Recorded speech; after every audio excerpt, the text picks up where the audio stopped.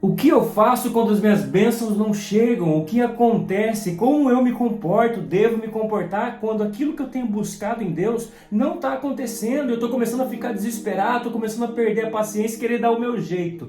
Eu quero falar sobre isso hoje. Chegamos no nosso 45º dia de plano de leitura e se você não está participando, eu quero te convidar a participar conosco. Existe um link na descrição para você entrar nesse grupo de plano de leitura e vamos ler a Bíblia juntos. Estamos desde o dia 1º de janeiro lendo a Bíblia. Ainda dá tempo de você ler, fazer uma maratona aí da Bíblia. Não vai ter contraindicação. Para todo excesso tem contraindicação. Se você comer demais, tem contraindicação. Se você beber muita água, também tem contraindicação. Se você fizer muito exercício, tem contraindicação, porque é muito. Agora, se você ler muito a Bíblia, não tem contraindicação. O máximo que vai acontecer é você saber um pouco mais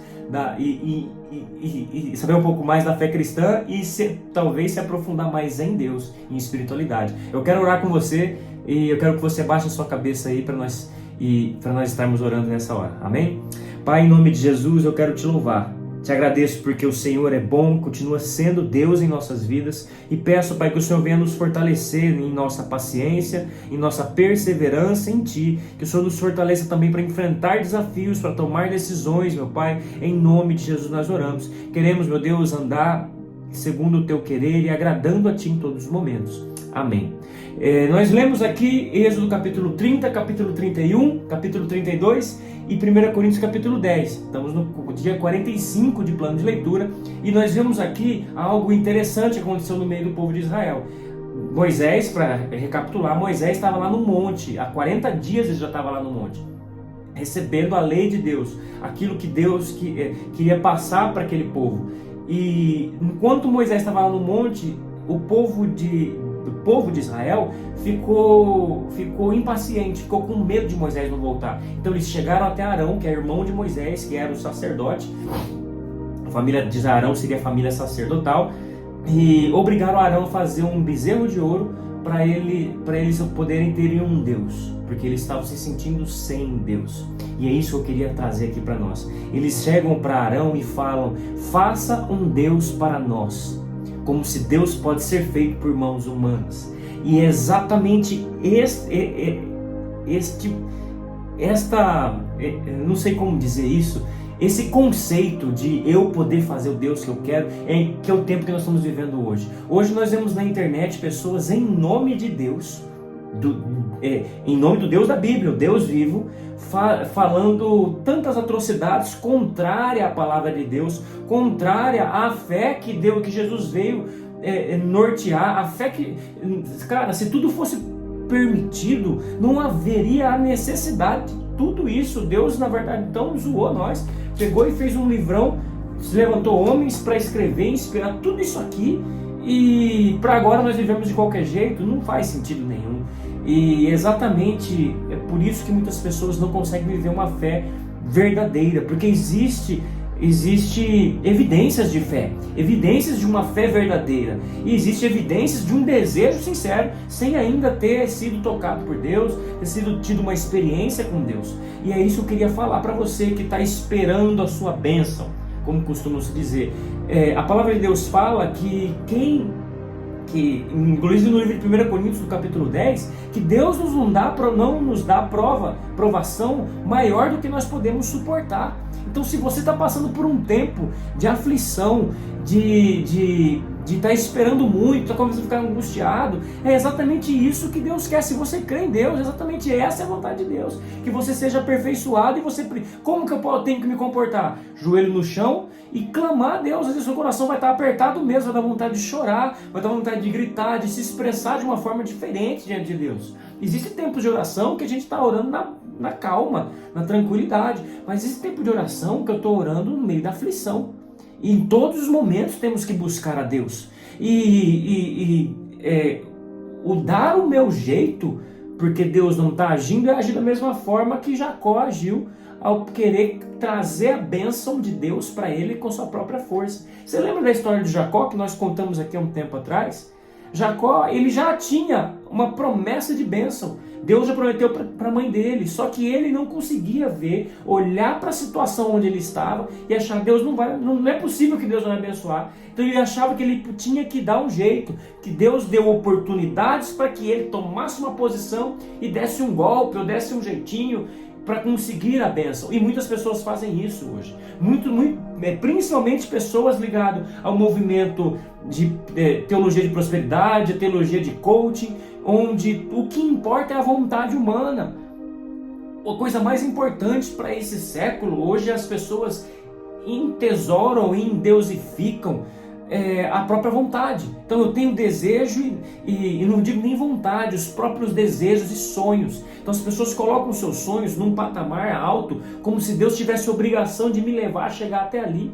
E sonhos, você não precisa de Deus para chegar até lá. Deus já te deu todas as forças para correr atrás de sonhos. Não precisa que Deus chegue lá, tome seu sonho. Muito pelo contrário, Deus ele vai agir de uma forma, o evangelho que ele apresenta para nós faz com que nós olhemos para as coisas que nós tínhamos, os sonhos que eu tenho, os projetos que eu estou perseguindo e começo a criticar aquilo, pensando, será que isso é um bezerro de ouro? Será que isso é agradável a Deus? Se a sua vida cristã, ele não é pautada por, será que Deus se alegra do que eu estou fazendo, da profissão que eu tenho, da forma como me comporto ali, da forma como eu sou pai, da forma como eu sou uma mãe, da forma como eu trato a minha esposa, ou crio meus filhos, ou me comporto na igreja. Se eu não estou preocupado com isso, que tipo de cristão nós somos?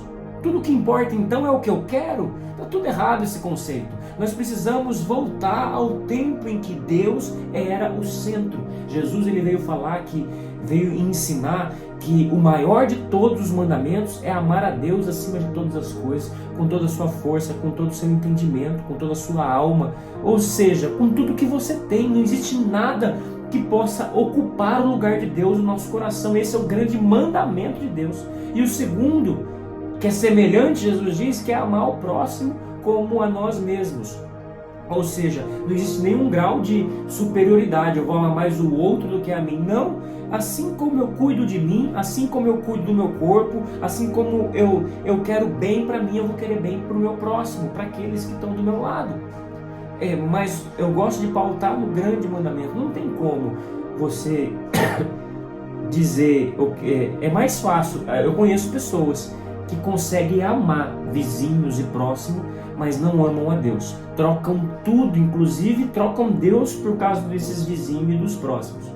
Em nome de ter um bom relacionamento. Olha, os desejos do nosso coração, eles não são desejos que servem para nortear as nossas vidas. A Bíblia fala que o nosso coração ele é enganoso e ele é desesperadamente corrupto. Então, o meu coração, ele eu quero ser aceito por todo mundo, eu quero ser benquisto por todo mundo, eu quero ser amado por todo mundo, mas não é porque o meu coração deseja isso que eu vou imaginar e acreditar que isso é a vontade de Deus para mim.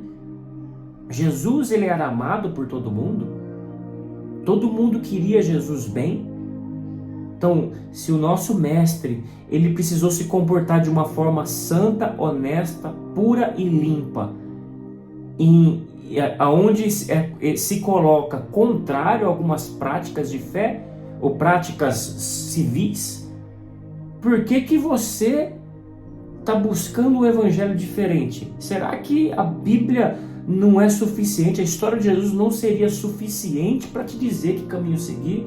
Para que serve tudo isso que você está me falando, cara?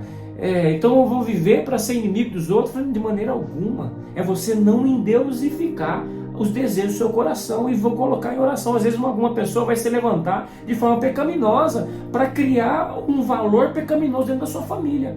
Você vai ficar quieto, sabendo que Deus te desagrada? Eu não digo para você brigar e ser ostensivo como Jesus foi ali, tenta ser brando, mas dentro da sua casa você tem todo o direito e até o poder para instituir que eu vou agradar a Deus. Eu e a minha casa serviremos ao Senhor, disse Josué ao povo. Escolha hoje a que Deus vocês vão servir, porque eu e a minha casa serviremos ao Senhor. É a mesma coisa você que é pastor. você tem o direito e o poder e a autoridade para instituir um padrão cristão dentro do ministério que você faz, ou você que é líder de alguma coisa, ou você que é chefe de uma empresa. Ah, mas a minha empresa está cheia de não cristão. Que bom que não tem cristão na sua empresa. Porque agora a sua empresa é totalmente evangelística. Você pode convidar, criar, contratar, sabe o que? Um capelão para estar lá dentro da sua empresa. Vai ser até difícil o trabalho dele, mas não tem problema. Vocês dois podem juntar em oração para abençoar as pessoas. Eu sou o único cristão dentro da empresa que eu trabalho. Que bênção! Você é um missionário. Você está numa missão, assim como os missionários que vão para o meio da África. Você tem uma missão dentro do ambiente de trabalho seu. Poxa, na minha empresa só tem cristão. Que bom, vocês podem se juntar em oração para tentar evangelizar outras pessoas. Não é possível que todo mundo é cristão. Então, para trazer um evangelho para as pessoas, convencer as pessoas de que Jesus é um bom caminho, ou melhor dizendo, Ele é o caminho. Mas isso só se recebe por fé. Eu quero te desafiar hoje a não olhar para os seus desejos como o norte para a sua vida. A direção é aquilo que você quer. Eu quero te desafiar a orar, a colocar o joelho no chão e falar: Senhor, aonde que o Senhor quer que eu vá?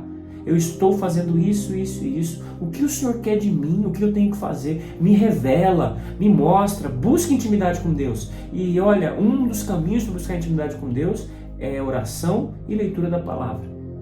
Que Deus te abençoe poderosamente com essa palavra. Eu desejo que você cresça em Deus. E tamo junto, um forte abraço, é nóis.